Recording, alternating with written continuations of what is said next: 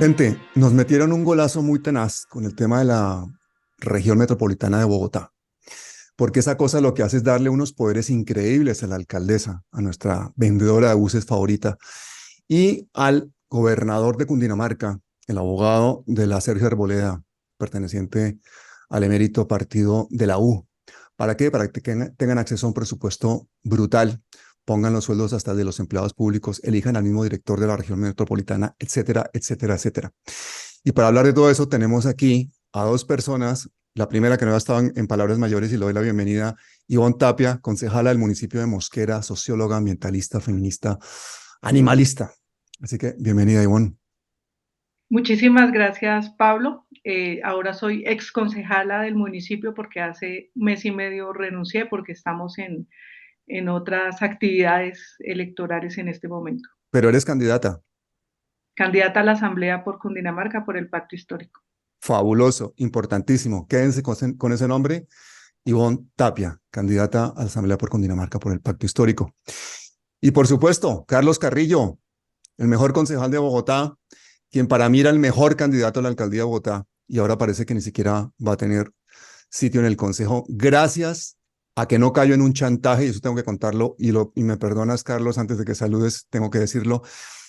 Es una victoria moral para ti no haber caído en ese chantaje al que te sometieron, porque si tú permitías Argote que el ya está en la concejal cama. Argote le heredara la curula a la hija de Jaime Duzán, entonces a ti te daban la cabeza de lista, ¿no? A su vez, Duzán había usado su poder para darle una curula en el Congreso a la hija de Argote. Entonces ambos politiqueros colocaron a sus hijas, gracias a la rapiña esa de las listas cerradas, y que es una cosa absolutamente antidemocrática que se define a dedo por allá en un restaurante de lujo, en un club, mientras mucha gente extraordinaria y con muchos méritos se queda por fuera, gente incompetente pasa a gobernar y a tener acceso a nuestros recursos.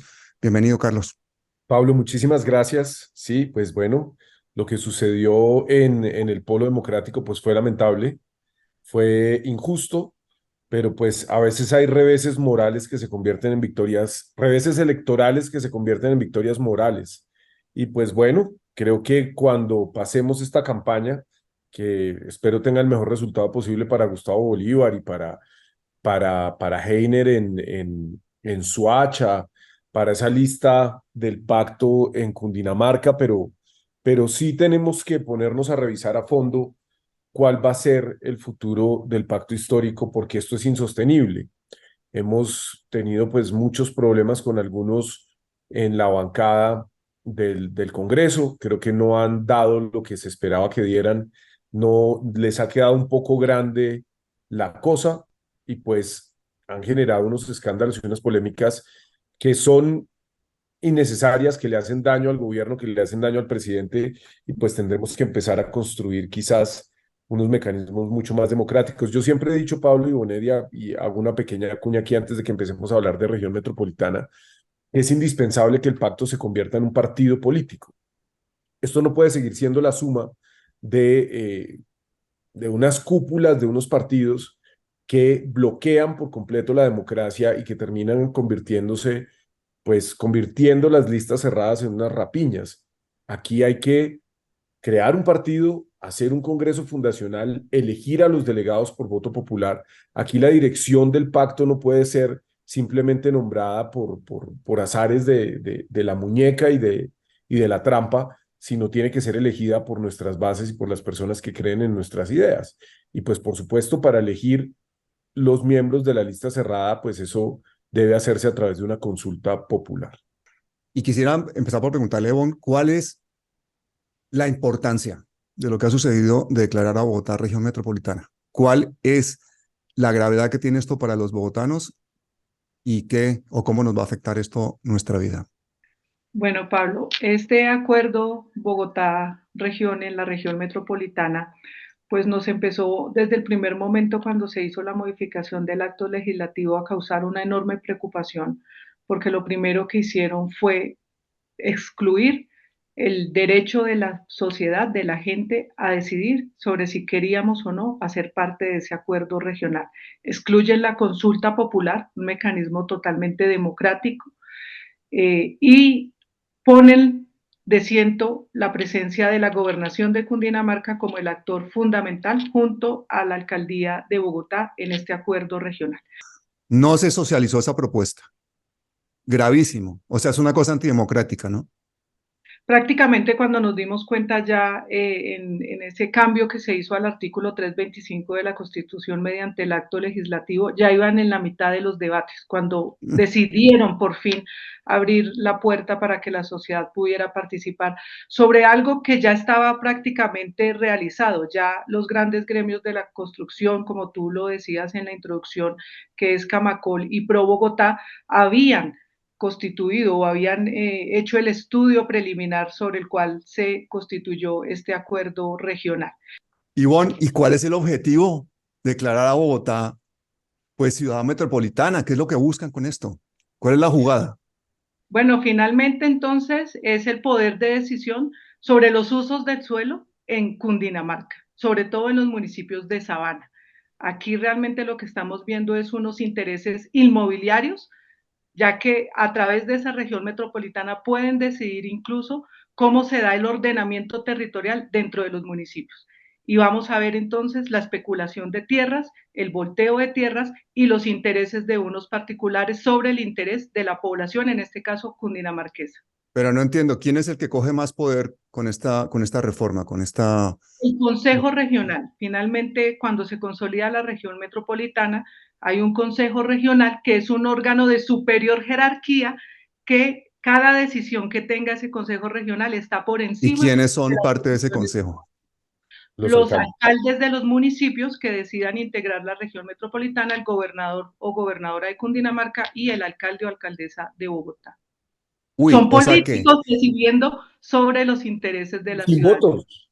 Y sin votos. políticos que pasan a tener un presupuesto mayor, a poder decidir sobre el territorio de Cundinamarca, y el gobernador de Cundinamarca y la alcaldesa pasan a tener pues una capacidad de decisión importantísima sobre la región metropolitana. ¿Y qué comprende esa región metropolitana? Esa región metropolitana es Bogotá, Cundinamarca, 116 municipios de Cundinamarca, porque quedó delimitado para todo el departamento y además el distrito capital.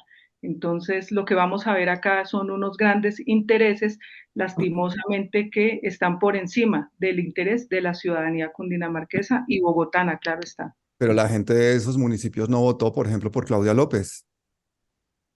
Eso es lo que nosotros siempre hemos dicho, que prácticamente un órgano como la región metropolitana va a estar por encima incluso de los alcaldes y de los concejales elegidos por voto popular en los municipios y en este caso en la misma Bogotá.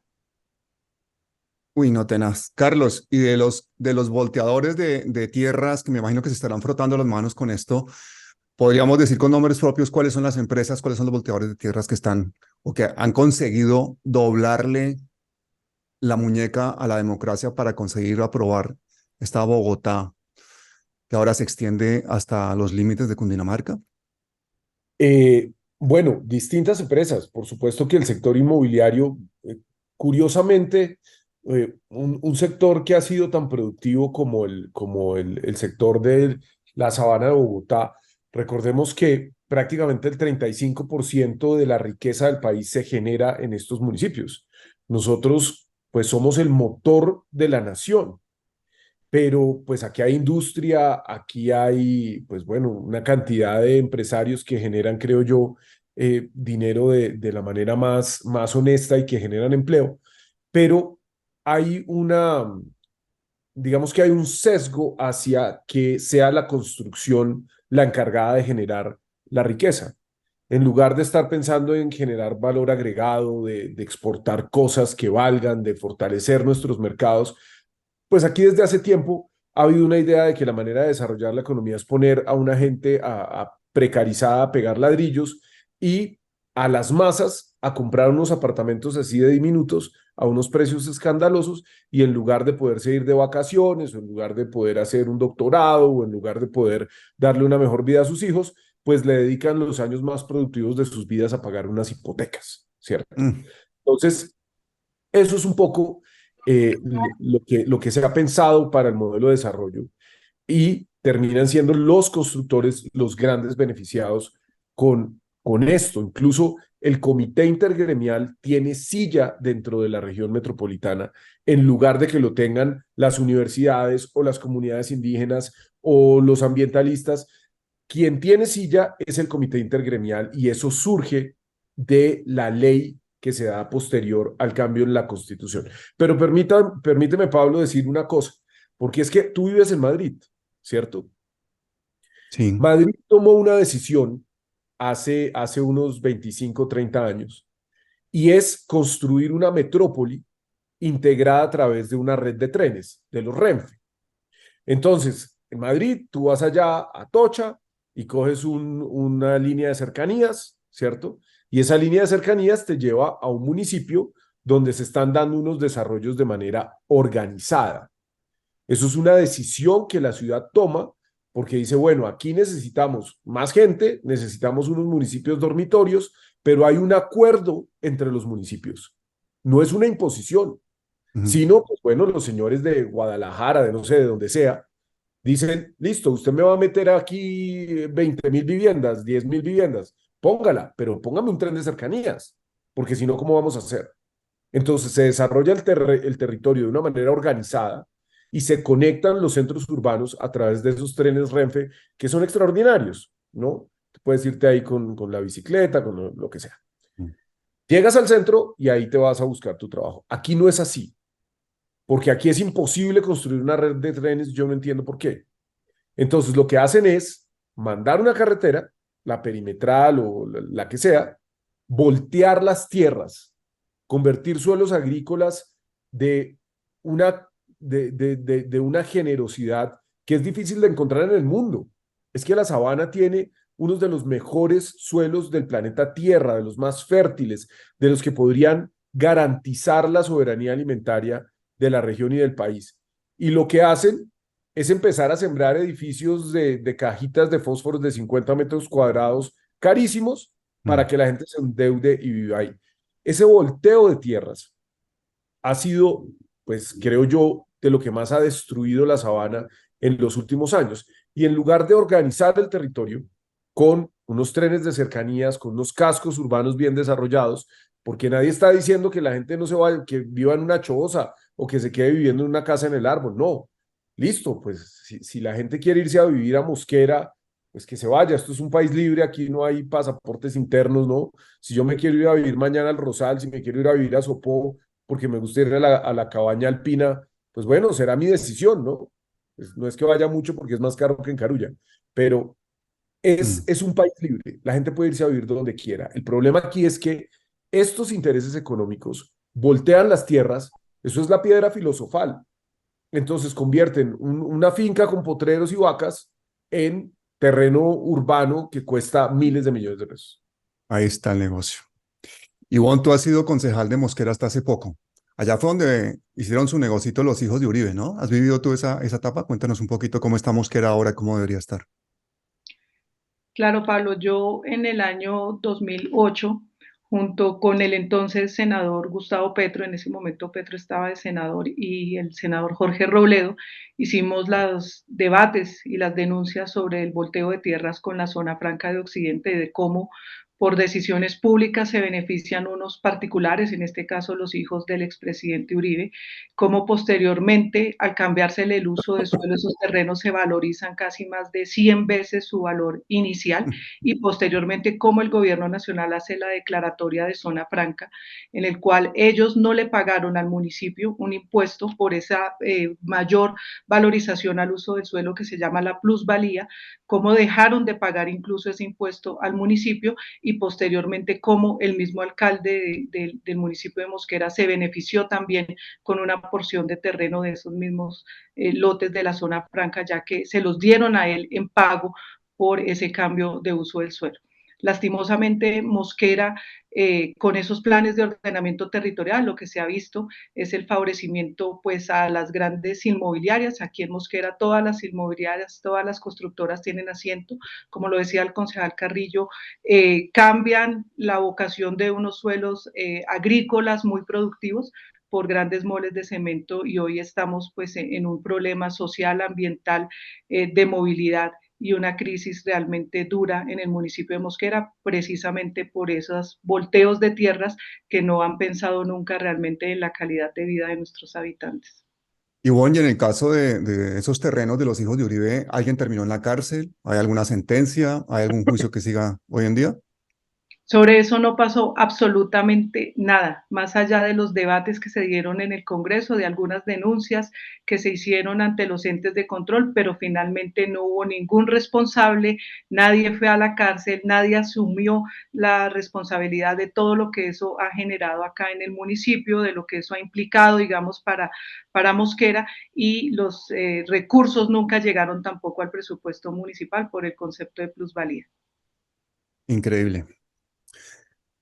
Tú conociste también a Nicolás García, el actual gobernador de Cundinamarca, ¿no? Porque él estuvo allá en Mosquera. Cuéntame un poquito sobre este personaje, Ivonne. Él fue alcalde del municipio de Mosquera en la época también en la que yo fui concejala. Mm, Él es una persona raizal acá del municipio de Mosquera. Él es un mosqueruno, una familia de agricultores.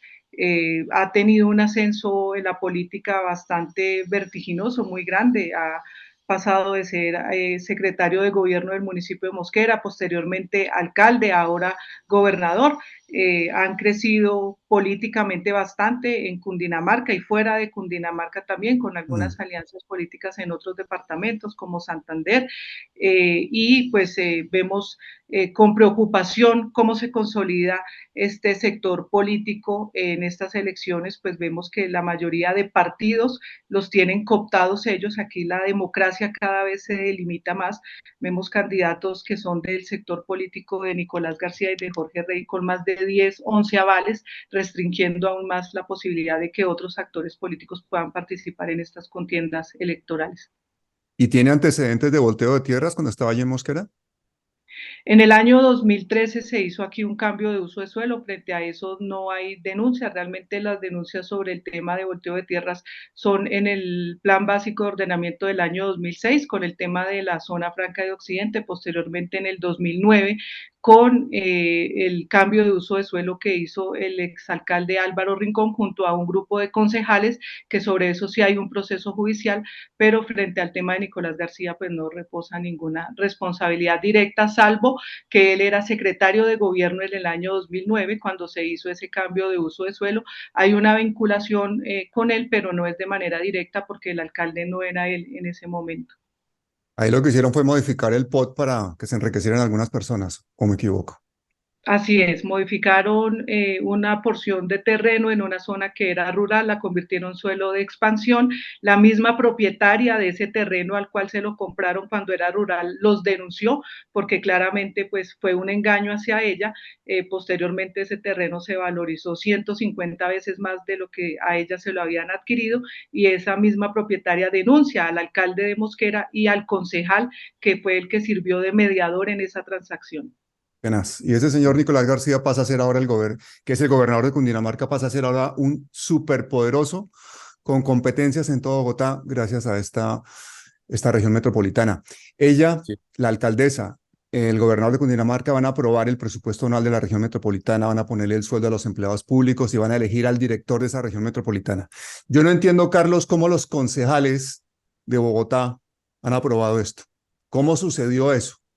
¿Cómo con una alcaldesa que tiene un 66% de desfavorabilidad le votan masivamente a eso?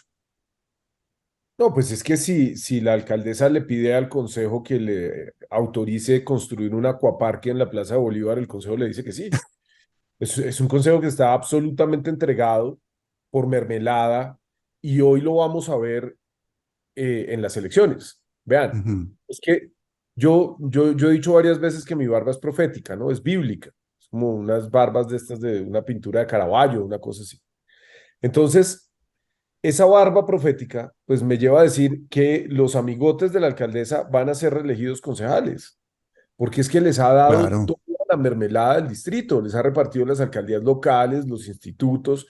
Entonces, ustedes lo van a ver en la votación.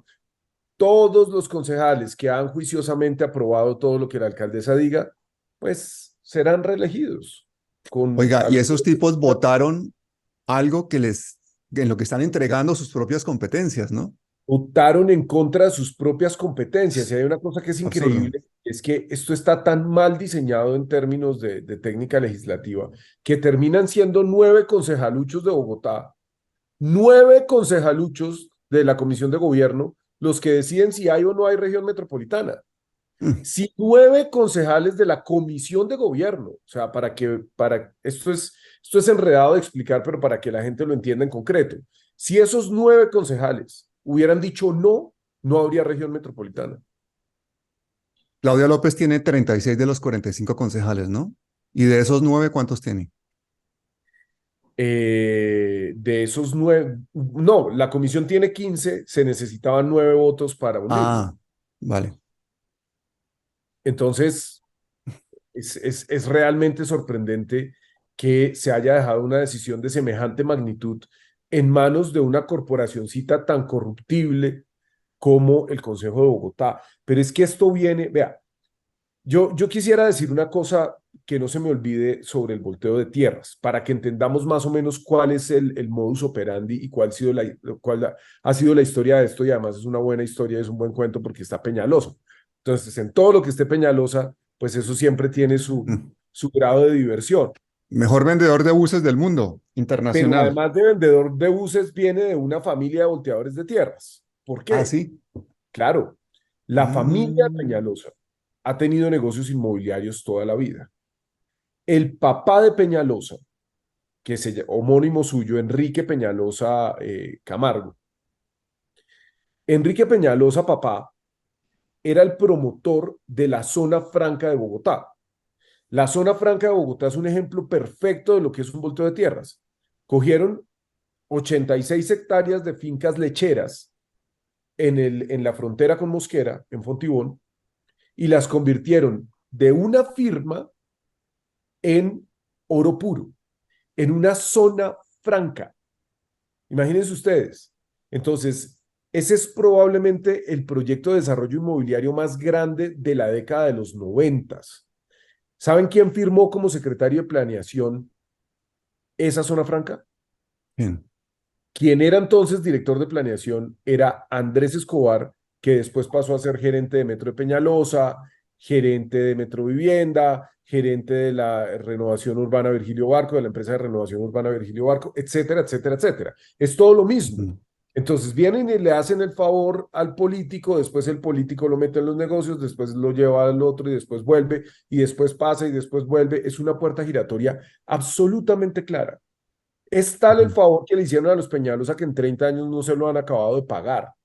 Y fíjense una cosa, cuando por allá era alcalde, candidato a la alcaldía Moreno de Caro, que todo el mundo se reía de Moreno de Caro, jajaja, ja, ja, el payaso Moreno de Caro, pues el payaso Moreno de Caro decía la verdad, imagínense, porque las acusaciones que le hacía entonces a Peñalosa era, venga, pero es que usted, Mm. ¿cómo va a aspirar a ser alcalde cuando su familia es dueña del mayor proyecto inmobiliario de la ciudad? Y resulta que era cierto.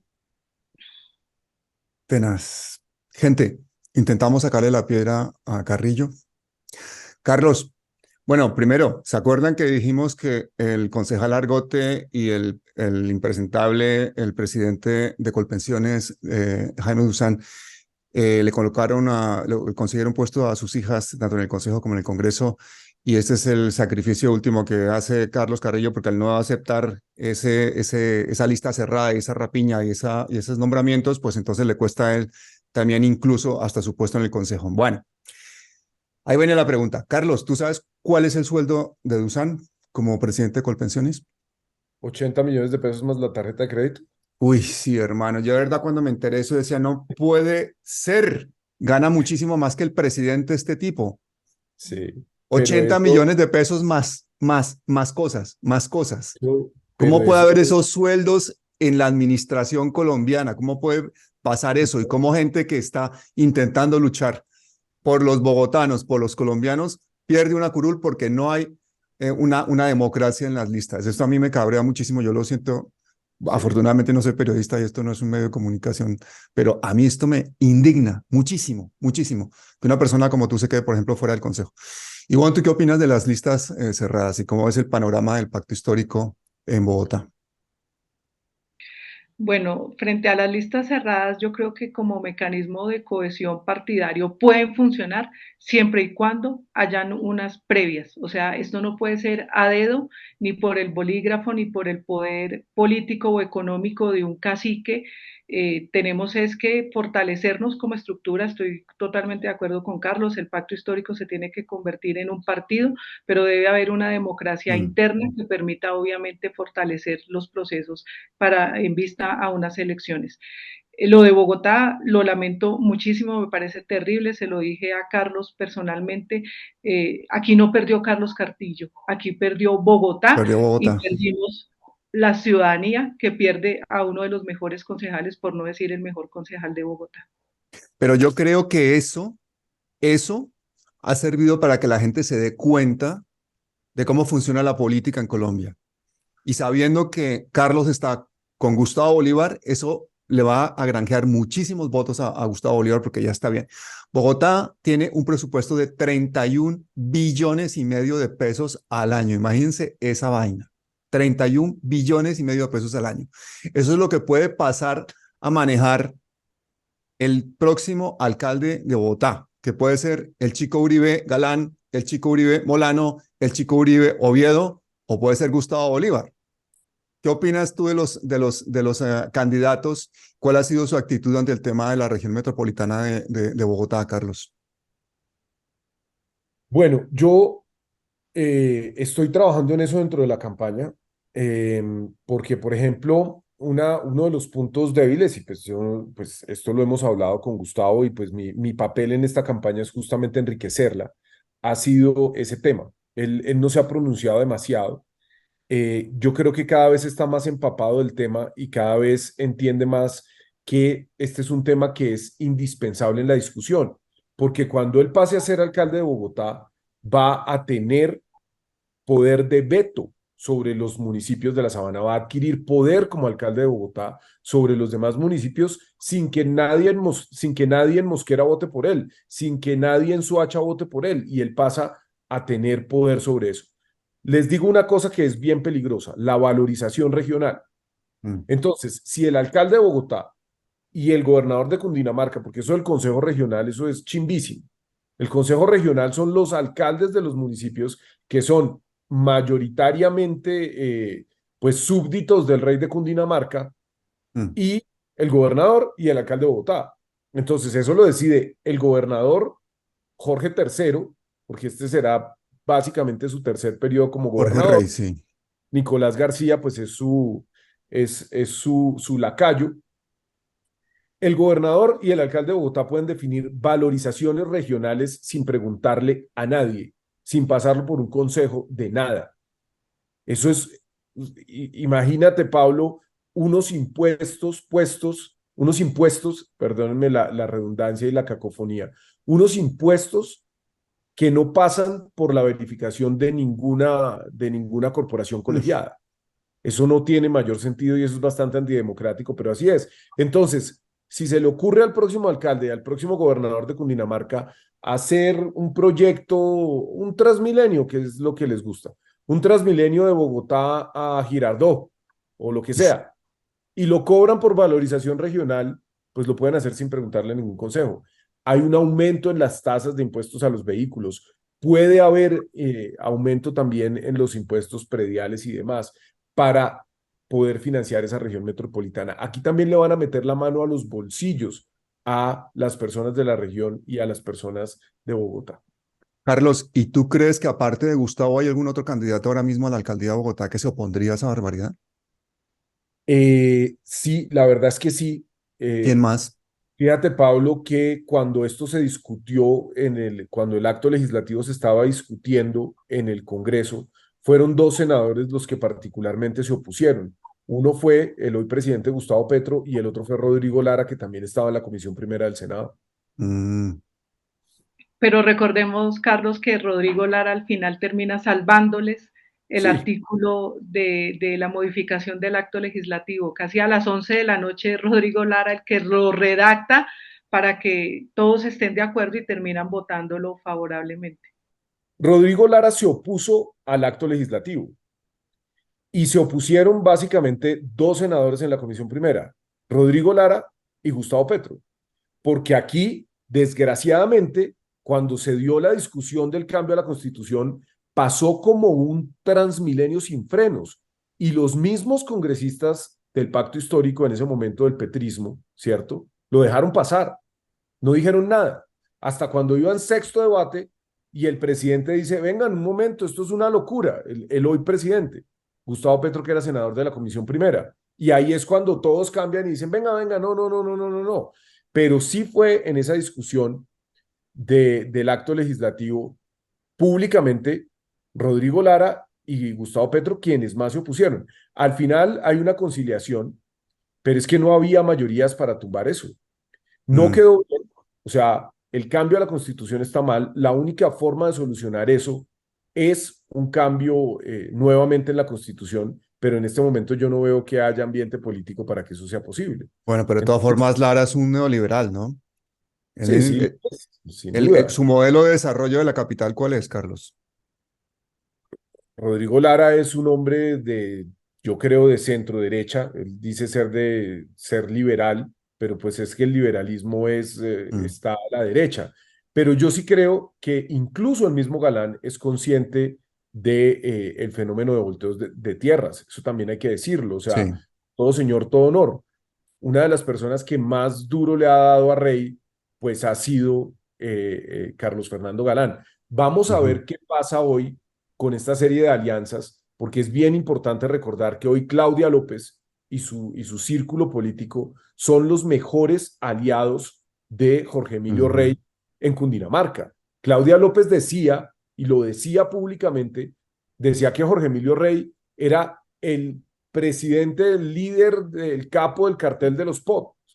Y ahora dice que se sube en la tarima Angélica Lozano con él, Ariel Ávila se sube en la tarima con él. Mm. Vamos a ver cómo se dan estas adhesiones del Partido Verde a los candidatos, porque tendrá sí o sí Carlos Fernando Galán que lidiar con las adhesiones de unos sectores muy cercanos a Jorge Emilio Rey, a Mm. quien se ha opuesto históricamente. No nos olvidemos que en el 2015 el artífice del triunfo de Peñalosa fue Galán. Si no se nos olvide eso, ¿no? Sin duda alguna, igual que Claudia López. Es que Pero yo no tengo la sensación de que si Galán llega a ser alcalde va a ser como Claudia López con pantalones. yo creo que si Galán llega a ser alcalde, que espero que no lo sea, el gobierno del cambio tendría un problema, porque es un enemigo del presidente. Galán se ha dedicado a hacer antipeñalosismo, antipetrismo duro, y eso no le sirve ni a Bogotá, ni al país, ni a nadie. Pero en cuanto a sus posturas ideológicas, son muy parecidas a las de Claudia López. Es que aquí son lo mismo. Claudia López es lo mismo que Peñalosa en Mm. términos ideológicos y políticos. Tanto así que ha adjudicado más Transmilenio que cualquier otro alcalde que le haya precedido. Mm. Entonces yo creo que Carlos Fernando Galán es el candidato del continuismo. De eso no hay duda. Entonces va a ser un tercer periodo consecutivo de las ideas del peñalosismo. ¿Que hay peores? Pues bueno, siempre los habrá.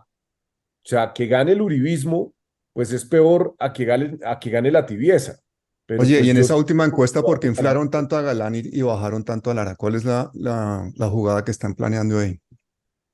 yo siento, Pablo, que aquí hay una realidad del establecimiento dividido, de cierta forma.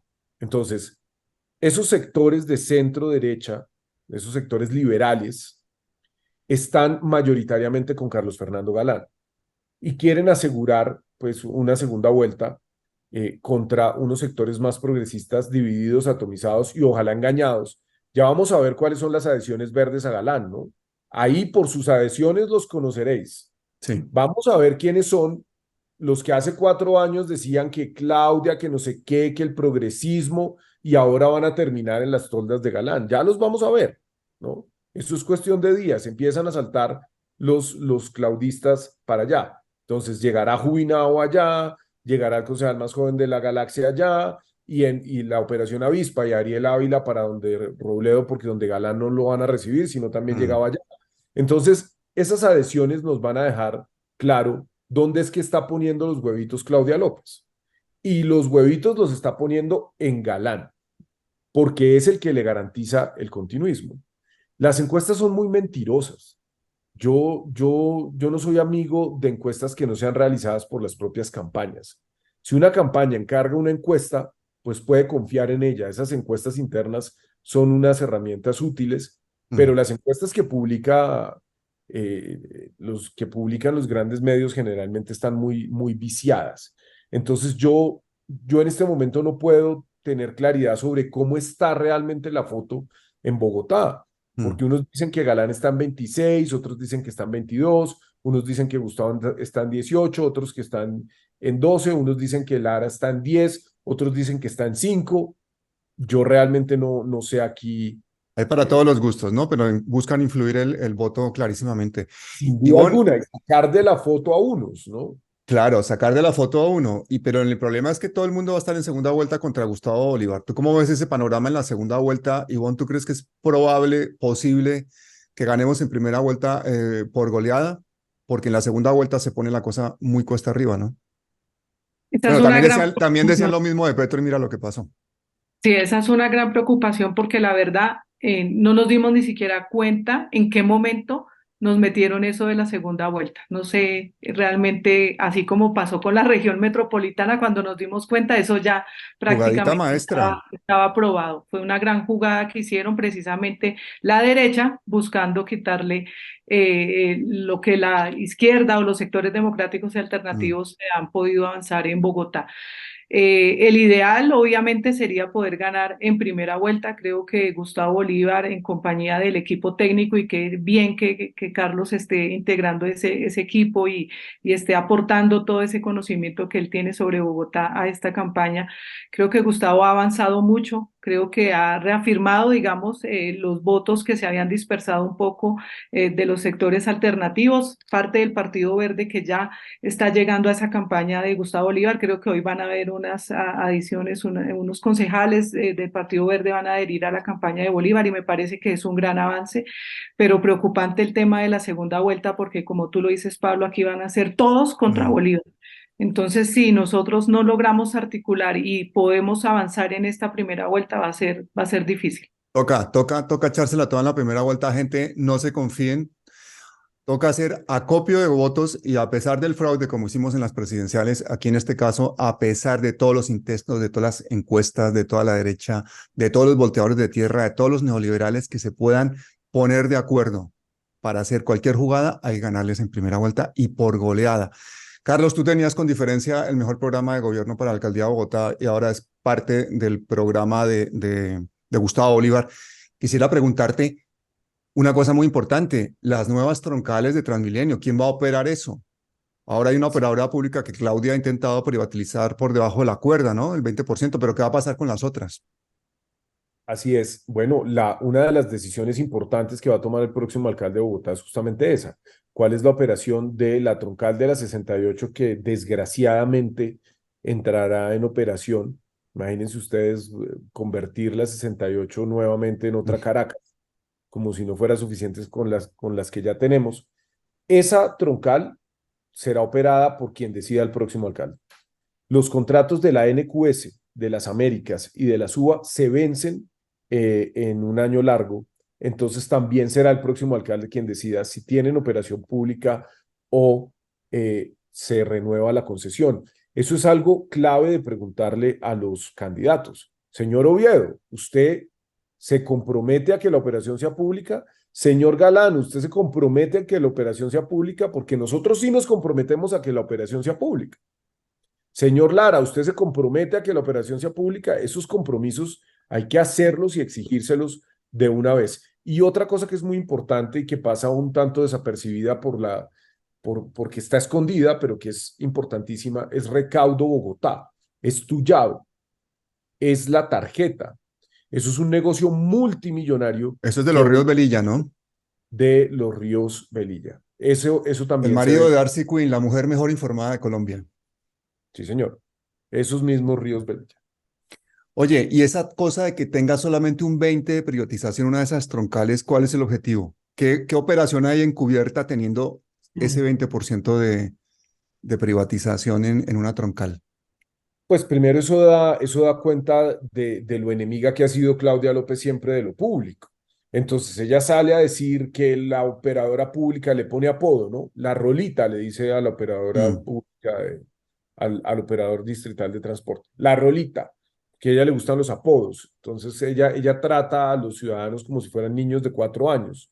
Pues al punto de que hoy acaba de decir, esta mañana en radio, acaba de decir que el corredor verde, Transmilenio por la séptima, es una parte integral del metro. O sea, Pablo, Mm. tú que vives en una ciudad más o menos normal, una cosa Mm. es un bus, una cosa es un metro. Decir que dos busetas pegadas son parte del metro, pues eso es algo estúpido. Y es creer que los ciudadanos somos estúpidos. Y yo creo que no lo somos. Mm. Aquí lo que hay es un desvío de los recursos que deberían ir a la red de trenes para dárselo a una red de busetas pegadas privatizadas. Entonces, ella, por ejemplo, ¿qué logra con eso? Ocultar información, porque ahora la Rolita, como le dice, pues ya no es una empresa 100% pública, sino que es una sociedad de naturaleza mixta que se rige por otras condiciones. Bueno, una mujer que se hizo elegir con todo tipo de mentiras, que nos quiere hacer ver cosas que no existen, que ha incumplido todas sus promesas de campaña, que sigue todas las políticas de Peñalosa y que ahora quiere ser sucedida por alguien que piensa como ella, como es Galán. Pues hombre, ¿qué podemos esperar? Unirnos para que no permitamos esa barbaridad. El metro elevado sigue sin estudio, seguimos sin tener un metro, seguimos teniendo uno de los peores tráficos del mundo. Es una capital de 10 millones de personas con un caos. Hay gente que cuánto puede tardar una persona desde Mosquera que trabaja en el norte de Bogotá en llegar, Ivonne. Perfectamente 3 horas, 3 horas y media. Uy, 3 horas Usted para un sabe, lado, 3 horas para el otro, o sea, seis Son horas puede seis estar horas, transportándose. 6 horas de tu vida que estás en medio de un trancón y rodeado además de peajes, porque aquí nosotros para salir e ingresar tenemos que pagar peajes. ¿Cuánto pagas tú, por ejemplo, por llegar al norte de Bogotá? Por la calle 80 son 15.000 pesos de peaje. Por la calle 13 son 10.500. O sea, encima tener que pagar por ir entre un trancón de esos. Pagar sí, por meterse al trancón, sí, señor. De es una los, locura. de los candidatos que tú conoces a la alcaldía de Bogotá, aparte de Gustavo Bolívar, ¿quién puede tener un programa de transporte, una solución de transporte que tú digas, mira, este por lo menos tiene sentido lo que está diciendo? Vi algo interesante en el programa de Rodrigo Lara. Él hablaba pues de las ciudades funcionales y ponía como ejemplo pues el tema del Regiotran de Occidente integrado al metro, pero pues eso no es nada Mm. nuevo, es algo que ya se ha dicho. Pero sin lugar a dudas, digamos que ahora con el tema de la integración regional, creo que Gustavo Bolívar es el que mejor representa los intereses de Bogotá y que nos sirve también a los cundinamarqueses por otra visión de integración, no como es esta que es una imposición, sino realmente por una integración, respetando las autonomías de los municipios, pero también comprendiendo la necesidad de darle soluciones a las problemáticas que hoy tenemos, una de ellas en materia de movilidad. Pero yo tampoco creo que Lara sea muy claro en las cosas de ordenamiento territorial. ¿Tú qué opinas de eso, Carlos? Yo creo que es más claro en el tema del transporte que en el del ordenamiento territorial, porque pues aquí hay un asunto de modelo económico. Si un candidato eh, piensa que es más importante el capital que los derechos de las personas, pues empieza a irse hacia la derecha. Y esa es una discusión clave en el ordenamiento territorial. Si vamos a dejar que el capital se desarrolle en absoluta libertad o si le vamos a poner unas condiciones para que no pase por encima, por ejemplo, de la estructura ecológica principal. Y en ese sentido yo coincido con Ivonet, ahora ya te cambié el nombre, Ivonet, con Ivonet. Yo le estaba En, llamando Ivonne todo el tiempo. sí, sí, sí, sí. Es Ivonne, Ivonet. perdón, lo Eh, siento. yo coincido con Ivonet en esto, y es que, por ejemplo, Gustavo Bolívar es el único que realmente ha hecho un compromiso real y certero con la preservación de esa estructura ecológica principal. Los demás candidatos no lo han hecho. En el tema del transporte, sí hay una diferencia entre Rodrigo Lara y Galán que es grande, y es la postura sobre Transmilenio y la postura Mm, sobre la importancia de desarrollar una red férrea. mm, Pero, pues bueno, ya vimos las promesas de Claudia López en lo que quedaron. Los candidatos tienen que hacer unos compromisos concretos. Y esta segunda vuelta, pues que es una locura y que a mí me parece que está pensada justamente para derrotar a la izquierda y al progresismo, permite que se hagan modificaciones en el programa de gobierno. Entonces, si llegamos a una segunda vuelta y hay un escenario de alianzas, pues seguramente habrá modificaciones en esos programas. Si Gustavo Bolívar llega a una segunda vuelta contra Carlos Fernando Galán y hay unas adhesiones de otros que hoy sean candidatos, vayan a saber, digamos, mm. no sé, Oviedo, Robledo va a votar en blanco, por eso ni nos preocupemos. Robledo se irá a votar en blanco, ya lo sabemos como ha hecho A siempre. su estilo, como ha sido siempre, sí. Y no hay ni siquiera necesidad de pensar en una alianza programática, porque además, fíjense ustedes, cuando ustedes ven los programas, pues sería muy fácil Mm, integrar lo que propone Robledo y lo que proponemos nosotros, mm. pero pues el sectarismo del MOIR es Bueno, legendario. Entonces no deja. Bueno, que se vaya con su 3% a votar en blanco. Si hay una adhesión de otro candidato, pues seguramente hay que trabajar en un acuerdo programático robusto y que quede, pues, que sea vinculante. Y ahí habrá que hacer una serie de concesiones políticas de llegar a ese escenario. Por eso hay que Mm. trabajar en que ganemos en primera vuelta. Oye, nadie mejor que tú para que me Parece explique difícil. ese truco del POT vigente, Carlos, que había una cosa que era muy perversa. Eso de que los polígonos están delimitados como zonas de distensión, pero que se sustraen del POT para luego negociar la reglamentación posteriormente a puerta cerrada con los desarrolladores. Es que eso es una cosa muy perversa, eso es una trampa, una jugadita que le están metiendo a los bogotanos muy tenaz. Explícanoslo brevemente porque yo cuando lo leí dije, ¿cómo se puede ser tan descarado y la gente no darse cuenta? Explícanos Se eso, por favor. llama actuaciones estratégicas. Y básicamente es darle superpoderes a unos desarrolladores y al Estado para utilizar el poder en contra de los ciudadanos, en contra Mm, de la gente común y corriente. ¿Por qué? Se delimita un polígono, un área, donde está la mayor capacidad de negocio, donde está la carnita, ¿cierto? mm, La ciudad tiene hueso y tiene carne. La ciudad tiene unos pedazos donde no es tan rentable desarrollar y otros donde es mucho más fácil desarrollar. Esas áreas donde es más fácil el redesarrollo urbano, porque la ciudad ya está construida y eso es muy importante tenerlo en cuenta. Y es una ciudad valiosa y mm, es una ciudad que no hay que echar abajo, es una ciudad que hay que conservar y hay que mejorar. Esos polígonos son declarados de utilidad pública. ¿Y esto qué quiere decir? Que el distrito, el próximo alcalde, como lo ha hecho la alcaldesa, puede expropiar a los ciudadanos, pero lo puede hacer en favor de terceros. Es decir, si hay un proyecto de desarrollo inmobiliario donde una persona no quiere vender, pues lo expropian. Ya. mm, O sea, nadie se puede oponer al desarrollo del capital y se utilizan esas herramientas que en teoría están pensadas para el beneficio público, para el beneficio de unos pocos. Las actuaciones estratégicas ponen en serio riesgo a los moradores, ponen en serio riesgo su propiedad privada. Y aquí hay una cosa que a mí me sorprende. Si algo se discute aquí es la sacralidad de la propiedad, ¿no? Entonces dicen, es que Chávez expropiaba, es que Petro va a ser un expropiador, es que no sé qué. Si aquí alguien ha expropiado ha sido la derecha, pero no expropia para redistribuir, expropia para acumular, para que unos privados acumulen. Esa es la realidad, esa es la cruda realidad. Entonces, la propiedad privada sí es muy importante cuando se trata de proteger a Sarmiento Angulo, pero no es importante cuando doña Rosa o don Hernán o don Pedro tienen una casa y es de su propiedad. Entonces ahí sí se les puede expropiar para entregárselo a Camacol. sí, señor. Ese va a ser el título del vídeo, te cuento.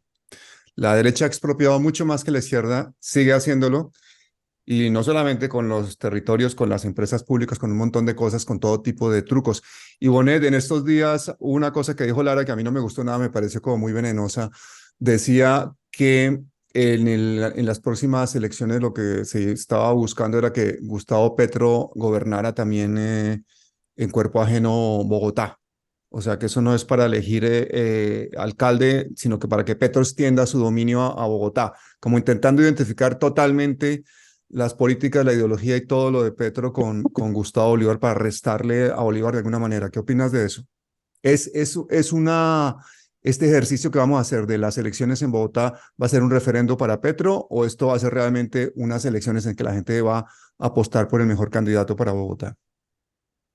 Bueno, pues totalmente irrespetuosas esas declaraciones, pues al limitar, digamos, la capacidad de una persona como Gustavo Bolívar, que creo que se ha abierto paso en la política, no de ahora, sino de hace muchos años, incluso cuando promovía él mismo el voto en blanco, como en alguna vez él mismo lo dijo y fue abstencionista.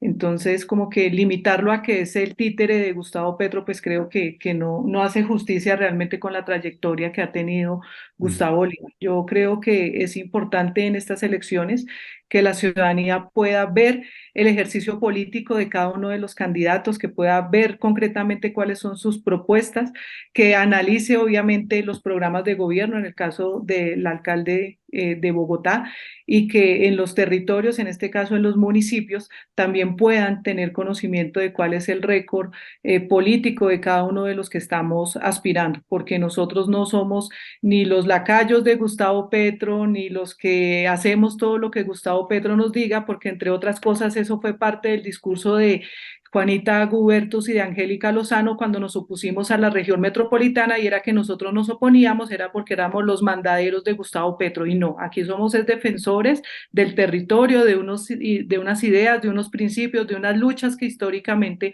hemos dado, y creo que eso es lo que la ciudadanía en últimas tiene que ver. ¿Cuál ha sido nuestro recorrido político y qué hemos propuesto y qué estamos proponiendo para cambiar primero la forma de hacer política y sobre todo pues una revolución de ideas en el caso de Cundinamarca, que ha sido un departamento históricamente gobernado por los mismos de siempre y que queremos hoy pues darle ese cambio y esa transformación que si se logró en lo nacional también se puede lograr en lo territorial? Claro que sí.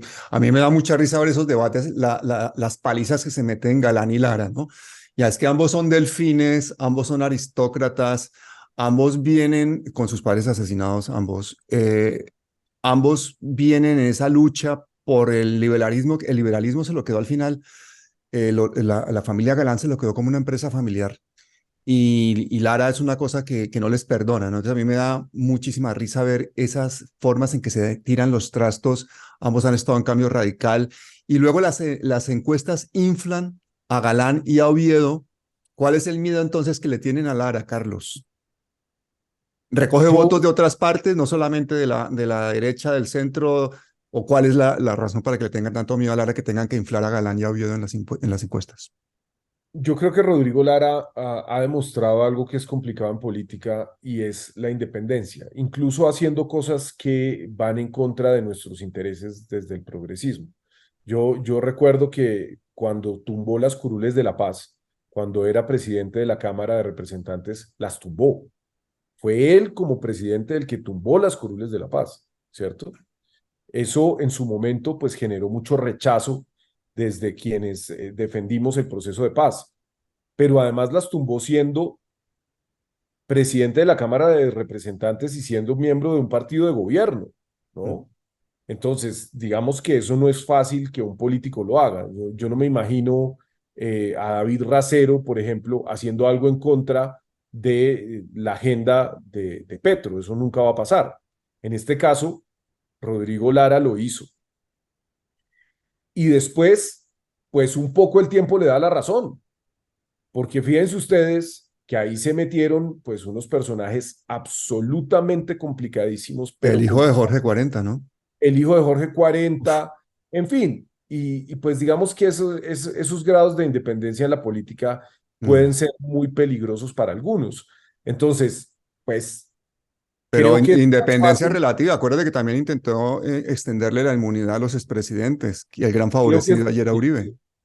creo que es más, creo que es más controlable y más tranquilo para muchos sectores, sobre todo para los sectores del continuismo, Carlos Fernando Galán. Ahora, Claro. Carlos Fernando Galán también, pues eso es como un Kennedy, ¿no? O sea, eso es como una familia real. Entonces, son personas que nacen para gobernar. Mm. Es lo mismo que pasa con los Vargas, es lo mismo que pasa Con con Vargas los... Lleras, sí. Claro, entonces es como, bueno, pues Galán es un tipo, si a mí me tocara escoger entre el uribismo y uno de estos delfines, prefiero a los delfines, porque pues cuando no hay otra opción que no sea sino la derecha extrema, el fascismo y pues un liberalismo ahí que pues que a mí no me gusta y que tiene unas posturas que son a veces complicadas en lo económico, pues al menos defienden las libertades individuales, ¿no?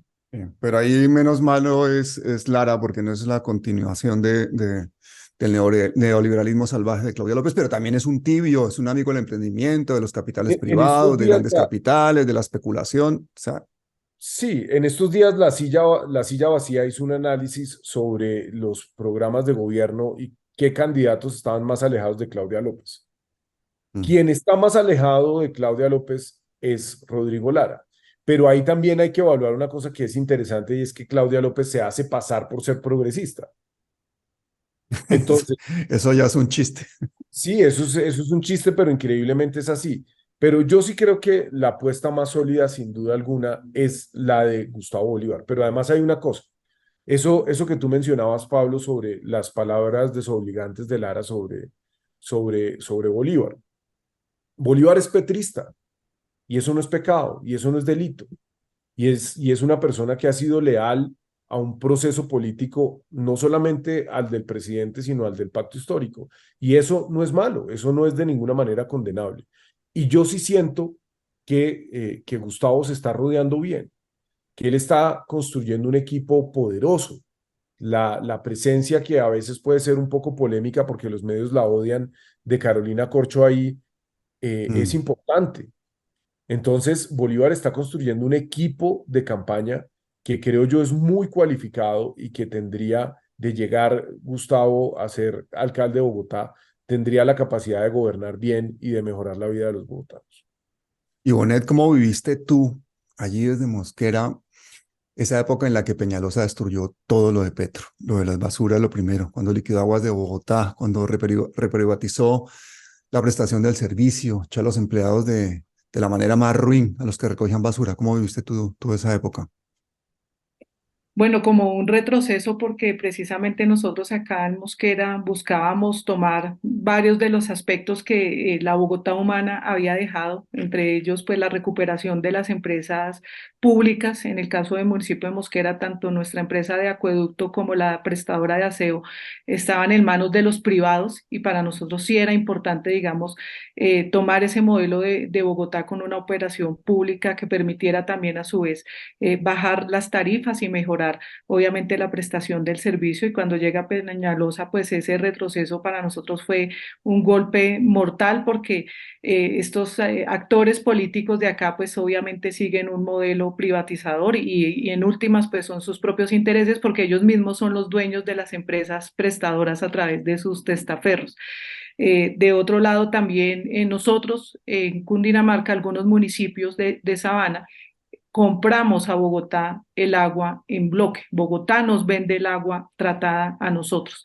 Y con Peñalosa, pues vimos todo ese escenario de cómo se abre la llave sin ningún tipo de control para que nuevos proyectos inmobiliarios empezaran a desarrollar, porque como lo explicaba Carlos, pues en últimas Peñalosa es uno de los más grandes volteadores de tierras y urbanizadores que han también llegado a Sabana. Mm.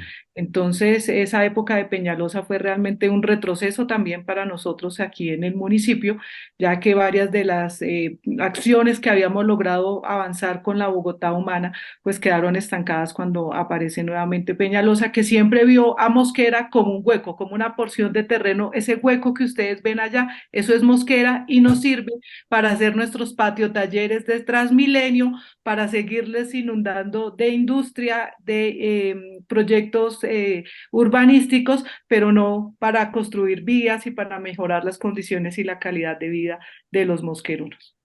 Vaya.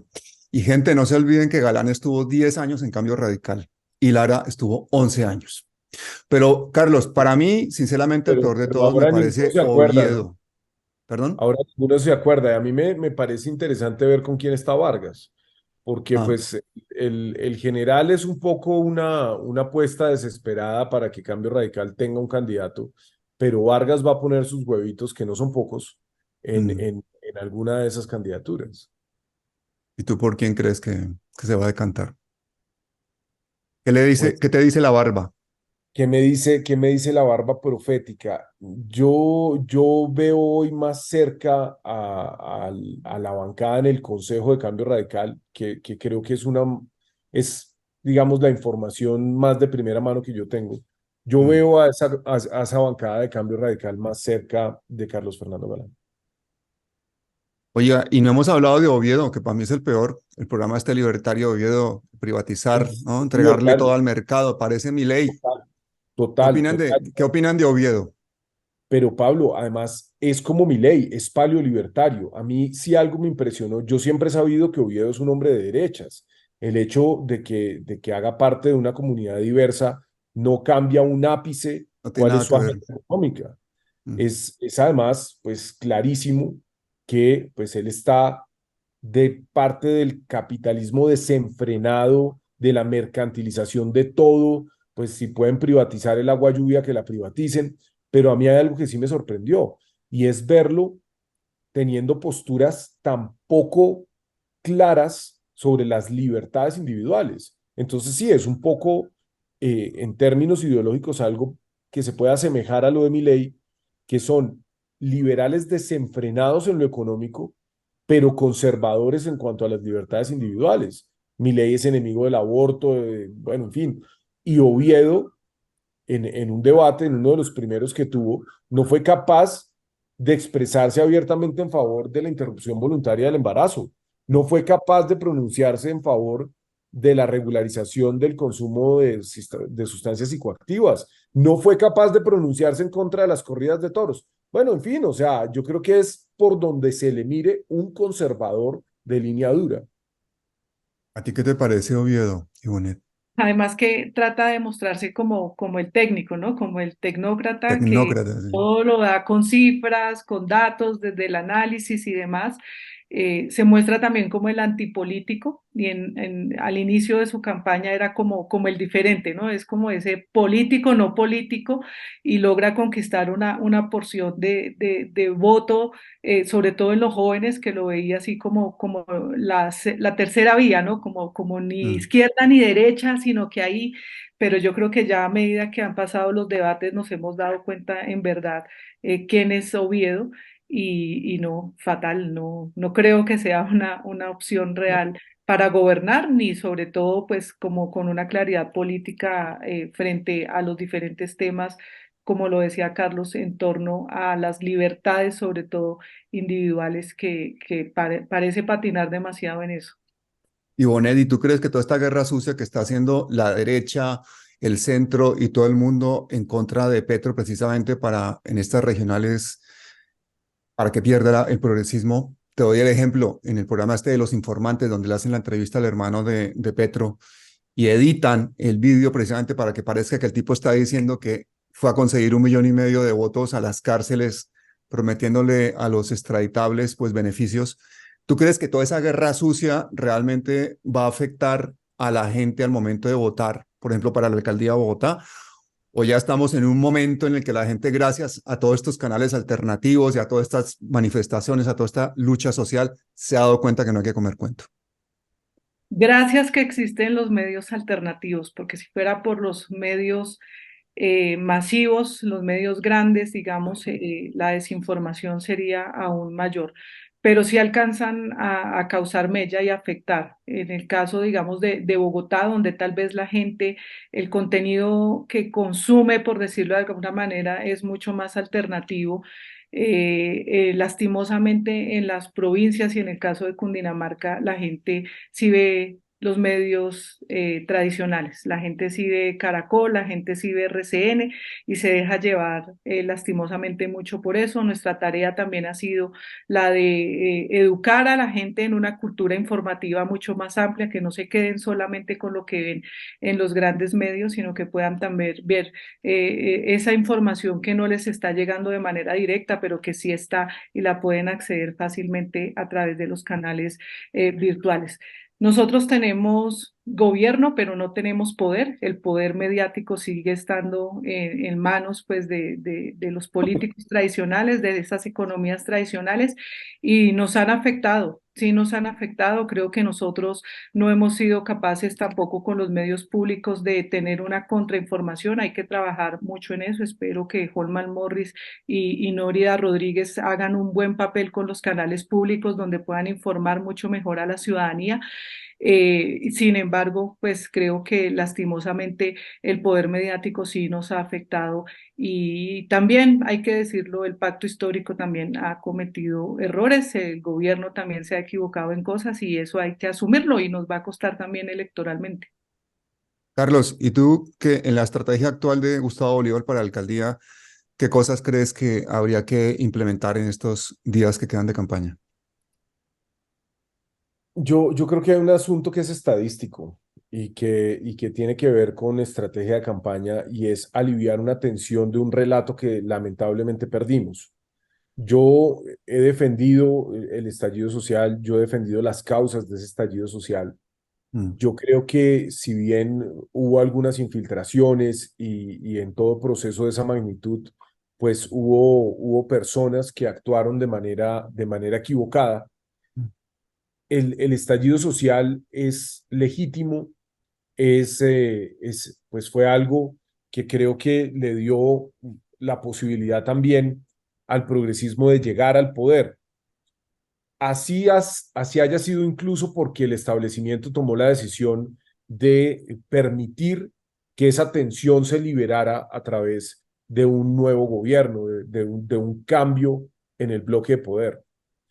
Pero el relato que impuso la derecha es que la primera línea y los jóvenes en general, porque más allá de esos jóvenes que se identificaban como primera línea, lo que hay es una estigmatización transversal a la juventud popular, ¿cierto? A todos estos miles de jóvenes que salieron a las calles a protestar. Y pues un poco convirtieron esto en una nueva guerrilla, en un grupo mm. terrorista, no sé qué. Ese es el relato que quiere imponer la derecha y lo logra imponer en unos sectores. Entonces, eso nos genera un problema a la hora de llevarles el programa y el mensaje de Gustavo Bolívar a esos sectores, porque automáticamente lo rechazan. ¿Y eso cómo se logra desactivar? Pues yo creo que eso se logra desactivar haciendo pedagogía sobre el programa de Gustavo Bolívar, sobre cuáles son sus ideas, sobre cómo es que un gobierno, un eventual gobierno de Gustavo Bolívar va a beneficiar justamente más a esos estratos 2 y 3 de Bogotá, que fueron los que tuvieron que padecer las consecuencias de los bloqueos de la tensión social, pero que no están excluidos de ser beneficiarios de lo que puedan lograr esos cambios hacia las clases populares. Entonces, eso es un desafío grande, ¿no? Convencer a las personas más adultas, a las personas un poco de un rango etario mayor, de que Gustavo Bolívar no es un coco, pues, terrorista y no sé qué más, y todos estos adjetivos que utiliza la derecha y los polopolos y los cabal, los jóvenes cabal, sino pues que la propuesta de gobierno que se está haciendo aquí es una propuesta que sobre todo está enfocada en beneficiar a esos sectores populares.